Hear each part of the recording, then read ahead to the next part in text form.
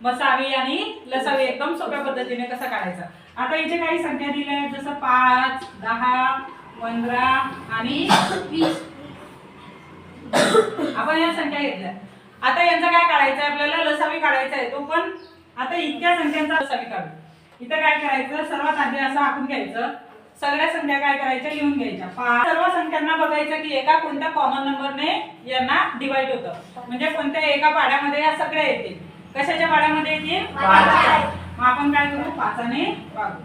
5 1 5, त्याला 1, 5 दुने 10, किती आले 2, 5 3 15, किती आले 3, 5 20, किती आले 4।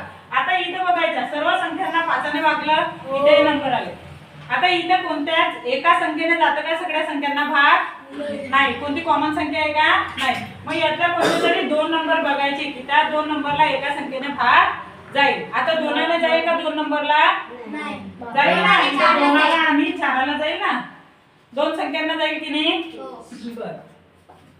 मग इथे घ्यायचं 2, एक जसाचा तसा, एकाला भाग जातो का 2 ने, नाही, तो जसाचा तसा। बे का बे, 2 का 2, 3 ला जातो का, नाही, जसाचा तसा।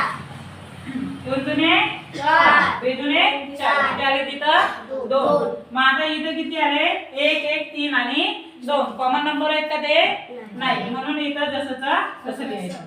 आता इथं महत्तम म्हणजे ज्या सगळ्या संख्यांना ज्या कोणत्या एका कॉमन नंबरने भाग गेला तो नंबर कोणता आहे, 5, म्हणून हा तुमचा मसावी आहे। काय आले 5, मसावी आलेला आहे, म्हणजे किती आहे 5। आता लसावी, लसावी जर काढायचा असेल तर काय करायचं, लसावीसाठी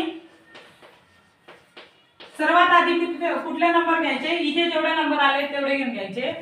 किती आले तिथं 5 गुणेला 2 आणि इकडचे सगळे नंबर घेऊन घ्यायचे त्याला गुणेला।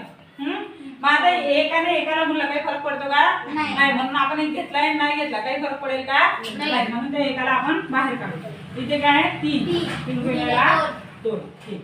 मग आता बरोबर चला इथे गुणाकार करा, 5 दुने 10, 10 3 30 दुने 30 दुने किती आले 7, म्हणून किती आला याचा लसावी 6, मसावी किती आला 5, लसावी